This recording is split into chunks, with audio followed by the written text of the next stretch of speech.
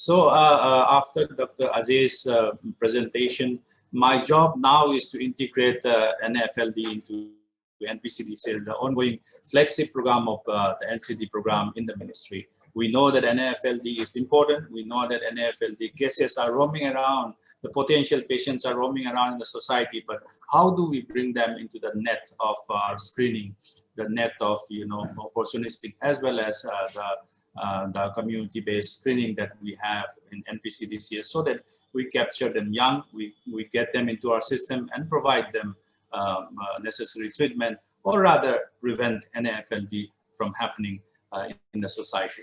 To do this, I would like to, before we go into the details, I would like to give you a brief about the history, the evolution of the NCD program, the NPCDCS. Around 1975, when the country realized that there is an NCD burden challenge, we started addressing with some vertical national programs, and by about 2008, we had a pilot in about 10 districts, and then by 2010, this pilot had increased to implementation in 21 states in about 100 districts. And then by 13-14, we had the arrival of NHM, and it was rolled out in 36 states and UTs. By 2015 and 16, the number increased to about 468. And then we also have around 218, the comprehensive primary health package through the health and wellness centers. Then we had the arrival of the population-based screening for common NCDs. And in 2021, we had one new addition into the family of the NCD prevention and control program, what is known as the non-alcoholic fatty liver disease integration into NPCDCS. The common objectives of the NPCDCS program is health promotion like any other program, then population-based as well as opportunistic screening for the common NCDs at the health facilities and at the doorstep by the health functionaries, and prevention and control of NCDs and capacity building for various aspects, including IEC, the BCC, and operational research. And we also support the diagnostics and the cost-effective treatment at all levels. Now, to do this throughout the country, we know that, as I told you during the genesis of the NPCDCS, we have the NCD cell, the administrative cell in all the 36 states and UTs, and the district NCD cells, the similar administrative cells in the district headquarters. We have, as of now, in about 678 districts, and the clinics where the actual clinical treatment happens at the district hospitals in 643 districts. And in addition to this, we also have the cardiac care units in about 190 of them, and the district daycare units for oncology, the chemotherapy, are also available in 239. And in the CHCs, there are about 4,807 NCD clinics as of now. Now, I mentioned briefly about the population-based screening. This screening has come up as a part of the package of the comprehensive primary health care in 2018, and we are targeting 30 years of age in the community. So the ASHA will come to the doorstep, and then she will enumerate, she will fill up a form which is known as enumeration of all the family members there. And out of that, those people about 30 years and above, she will be filling up what is known as community-based assessment checklist, CBAC. Now, this can happen in a paper in some states as of now, and in most states it is happening in a ASHA tablet as well. So the prevention and control and screening through these trained health workers will be now linked to the referral support system. Those people who are scoring a particular score in the CBAC score will be referred to the ANM, who will then screen again and then refer to the primary health center medical officer and higher up.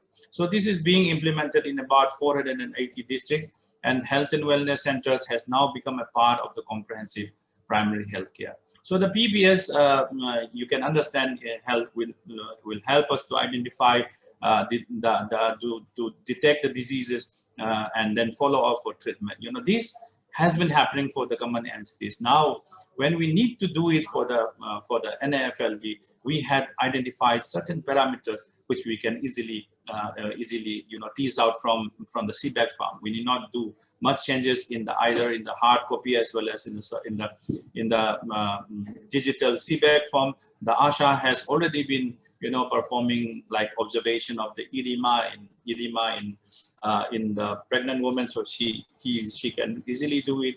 And she has already been measuring the height, weight, and the waist circumference for many patients. So we can have that record very easily from whatever she has been recording in the SBAC form. So this is this exercise itself, it generates a lot of awareness among the population. When the ASHA asks risk factors like, do you use alcohol, do you use tobacco, or what is your weight, what is your height, then during that process the patient all of a sudden starts thinking that all these factors which the ASHA is asking must be important for his health. So that kind of awareness generation happens during the CBAC, during the population-based screening. So the non-alcoholic fatty liver disease, as we understand from the program point of view, is a build-up of the extra fat, and then it is going to lead into liver inflammation, liver fibrosis, and it is our duty as a program officers of the common, NCDs to stop this somewhere. So some of them, we all know in the society, many of them would be normal people who would be progressing towards NAFLD. Some of them would be already having NAFLD. Somebody will be already having complications of NAFLD. So we need to have a net in such a way that all these individuals in different stages of NAFLD are being targeted, and they are being captured by the health system and provided necessary interventions at the earliest, at the appropriate level of care. So the burden of NCDs and the NAFLD, we understand that the prevalence of NAFLD may be more than 30% of the general population, and 2/3 of the diabetics will have NAFLD. So if I target that 30% of the general population who would be having NAFLD, this will have a very good impact on the overall NCD, which accounts about 63% of all the deaths in the country, and different kinds of diseases with having the burden and having a burden in the health system. So the confluence of the risk factors of the NCDs and NAFLD, I see that there are many of them which are common. When I take a family history, it will have history for NCDs, for example, for the cardiovascular diseases. And if I ask for certain characteristics like the physical inactivity, the unhealthy diet, then I know that this will help, impact on the NAFLD. Then if I try to correct the unhealthy diet or the physical inactivity, I would not be doing it just for NAFLD, but I would be doing for common NCD. So I remember Dr. Sarin's statement that if you take care of the NAFLD, you will be taking care of measure of the NCDs. So therefore, the integration comes, the NAFLD and NCDs, it is in a kind of trying to assure ourselves, understand ourselves that whatever activity you have been doing for NCDs has already got an impact for NAFLD. But now with NAFLD in focus, we can do more. We can do more in detail. We can emphasize more in detail, and we can also know that it is not just the common NCDs, but NAFLD, which is going to lead to mortality and morbidity in the country. So because of that, the operational guidelines was drafted, finalized with the contribution of the ministry and HHRC, the DGHS team, and the team from the efficient team from ILBS and our development partners like WHO and UNDP. And then we started a series of sensitization workshops, which we are continuing today also with the state nodal officers and the medical colleges and the nursing fraternity and members of the professional bodies of public health and other professional bodies as well. Then we also developed a lot of IEC support from WHO and other partners. We had workshops with many of them. And we have also tried a gap analysis for diagnosis and treatment and prevention with respect to medical colleges and district hospitals. We have drafted some tools by which we can measure the gap which needs to be there from NAFLD point of view, and which are already there from other treatment point of view, and what is that gap and how do we fill this gap. So we have already done some part of the exercises, and as we have heard from the beginning, this was how the NAFLD integration was launched at the level of the Union Minister of Health and Family Welfare, Dr. Harshvardhan. And India, as we say, is the first country in the world to identify the need for the action for NAFLD from a national program point of view. So the implementation stages now for us is crystallized into health promotion, awareness generation, and promotion for healthy lifestyle, so that NAFLD, along with other NCDs, do not happen, and the screening and early detection of NAFLD as well as other risk factors of NCDs are detected at a very early stage, and then timely and affordable, accurate diagnosis and access to affordable treatment, and then rehabilitation wherever required for many of our patients with NAFLD or other diseases. So these are some of the implementation strategies which we have worked out in the operational guidelines. And we also propose promotion and prevention activities to raise the awareness, and then the mass media and the media and social media are to be used to promote key messages, and whenever possible around liver, we will do a lot of activities during the international and national health days. And we continue to have a lot of meetings and session workshops conducted at various levels, and the health functionaries, particularly the ASHAs, ANMs, and medical officers, are also identified to promote key messages at the subcenter and PAC respectively. Then some of the activities which are already there in the community. So let me now briefly give you a glimpse of what's there in the operational guideline. Say what's already happening in NPCDCS. ASHA, as I told you, is already doing this family enumeration and the CBAC form. Now the proposed activities for NAFLD is the abdominal obesity, the waist circumference, which he or she, the ASHA must be doing for some other reason. Now they will do it for the 30+ individuals, and they will ask the family history of diabetes, hypertension, coronary heart disease, liver disease, gallstones, and cancer, like that. So it is just an increase in some of the activities of the ASHA, not to an extent, that we are overburdening the ASHA with something else. So very cleverly during the data which is being collected by the ASHA, we as program officers, we as doctors at the health facility is going to take out some important key information from the data which is already being collected by the ASHA at the community level. Okay, and then in the next higher level is the subcenter. What's already happening is the health promotion, then the ANM validates all the high-risk individual referred by the ASHA, which is enumerated there, and then refer to the PAC for further management. Now for NAFLD, from point of view, we are going to see the ANM is going to validate all the high-risk individuals by the ASHA, and then the abdominal obesity, the waist circumference, C is going to confirm again, along with the history, and then C can calculate here the BMI here at either at the ASHA level or the ANM level. We might increase in the digital interface a button for BMI when we already have the parameters there. If you just press that button touch screen on the app, then the BMI of that particular individual comes up, and the pedal edema examination can also be confirmed here, and then the referral accordingly. And we already have to capture this information in our reporting form, which is number 1 of the NPCDCS operational guidelines. So, and then what happens at the PAC level? What's already happening is, once again, the health promotion, the opportunity screening, those people who dropped in on their own, they may not have been, pushed by the ASHA from the doorstep, but many people might still drop in for many other reasons, and the PAC medical officers, knowing very well that some of us could be suffering from the NCDs, can do opportunity screening there, and diagnosis and management of the common NCDs, either through the screening or direct, will happen here. Then referral will also happen here with proper data recording. And now for NAFLD point of view, the diagnosis and management of the NCDs, the medical officer will examine the patients who are NAFLD suspects to CAC for diagnosis of NAFLD and evaluation of advanced liver fibrosis. So this is what the medical officer will do. He will examine, he will confirm, and then he will refer if it is required to the higher facility. So this is already there. There is already a patient referral card, and now we just have to include NAFLD as one of them for the reason for recording.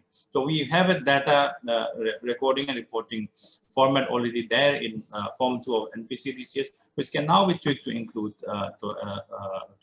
NAFLD.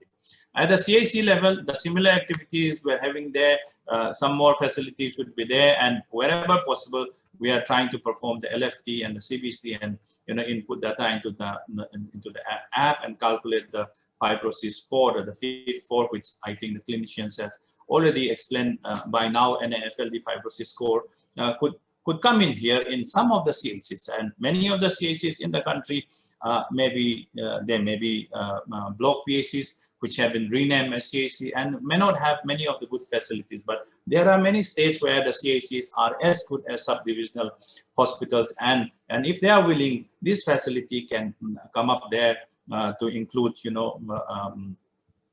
the provisions for diagnostic features of NAFLD. Then we will continue to do some capacity building exercises at this level. Now let's go up to the district hospital. These are the activities which are already happening in the district hospital for common NCDs. Now for NAFLD, we are trying to have a detailed investigation because they have been referred up into the system, and we are trying to have a management of a NAFLD referral. We are also now here trying to do a risk stratification of the advanced liver fibrosis if no facility was there at the CAC. And for patient with intermediate risks for advanced liver fibrosis, we are also trying to have enhanced liver fibrosis test or fibroscan here. So many of the district hospitals are as good as medical colleges in many parts of the country, in some good performing states, and these facilities can easily come up there. So, and some capacity building activities can also happen. Now, in the medical colleges and the central government institutes, these are advanced institutes. These are where we have got at least the medicine department, the surgery department, as well as gastroenterology department, and many other departments are already there. So the risk stratification for advanced liver fibrosis, can easily come up there if they did not have a district hospital with the same facility there. Then patients with intermediate risk for advanced liver fibrosis, performing fibroscan and managing accordingly can happen here. And the diagnosis can be done either at the Department of Medicine or Department of Gastroenterology, wherever is available. So the capacity can be built in existing, departments, and we can have this at the medical colleges. Now, we also wanted to have the National Center of Excellence for, whenever we need to have guidelines to be developed for, say, for example, for diagnosis, for designing the training manual and the capacity building for master trainers, and then even designing and dissemination of IEC, which we think is a very simple matter. But if you do it in a very scientific manner, this is a very specialized job. And we also developed the monitoring and evaluation framework for NAFLD, etc. So National Center of Excellence would be able to help the ministry to do that. And as time goes on, the national centers activity can also be taken up by some regional or the state center of excellence, where we delegate some of the duties, some of the tasks which we are trying to do for NAFLD. So our vision is to have all Indians enjoy the highest attainable status of health, well-being, and quality of life at all ages, free of preventable NCDs, avoidable disability, and premature death. And we also have a goal of reducing preventable morbidity, avoidable disability, and premature mortality due to NCDs in India, as per the national multilateral action plan that we have in the country for NCDs. So some of the strategic key areas and the key outcomes as per the National Multisectoral Action Plan are integrated multisectoral coordination, health promotion, health system strengthening, and surveillance, monitoring, and evaluation and research. And if you see what we have discussed for NAFLD, all the components of the NAFLD will somehow fall into the different components which are already key areas, identified key areas of the NMAP. Then we also know that the government is engaged in many promotive strategies, like the Fit India is one of them, for which is targeted against physical inactivity, and the Ministry of Youth Affairs and Sports has already developed, and the Honorable PM has launched it on 24th September last year. The Fit India is appropriate fitness protocols for various age groups, And these are already available in the website. And so this, if you popularize this, many of the activities are targeted against, physical activity. And then many of our NCDs, including NFLD, would benefit from this. Then some of the other initiatives like the Eat Right campaign, once again, eating healthy diets are also some of the initiatives which the government has taken. And the way forward now from the ministry's point of view is we need to prioritize through media plans, sensitization workshops, like what we are doing today. Then inclusion of in the operational guidelines of the NPCDCS and the PIP guidelines. The PIP guidelines is the program implementation plan guidelines, through which the PIP is the proposal from the state seeking support from the center. Whatever we are saying here, if the state doesn't propose anything in the PIP, we in the center would not be able to give them anything. But if we put it in if they put it in the PIP and it is approved, many of the facilities which we are promoting through the operational guidelines can come up. That's what we are trying to say. Creation of financial management report, the FMR codes, the different codes are to be there in the PIP, and that FMR codes needs to be explained to our state nodal officers, which we have been doing it. And we then, after giving the money, then we monitor through the PIP implementation in the states. Then we also try to ensure equipments, diagnostics, and medicines as identified by through the NFLT guidelines, and we try to build capacities at various levels, and then monitor through the population-based screening and other formats which are already available. So this is all I had to share in this short period for what we are trying to do for NFLD and how we are trying to go ahead with integration of NFLD into the major flagship program of NCDs, what is known as NPCDCS. I would like to stop here and thank you very much for giving me this opportunity.